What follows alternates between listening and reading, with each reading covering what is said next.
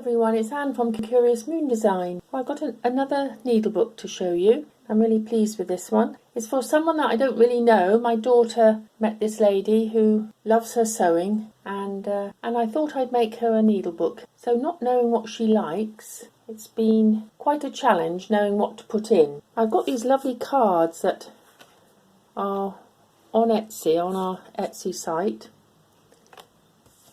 There's loads of them on the in the pack, and I'm going to put a few of those in. They're very old vintage adverts for sewing.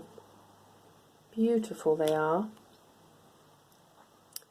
So they're going to go in, but I'm just going to switch on some music and flip through so that you can relax and just enjoy looking through some of the different things I've put in.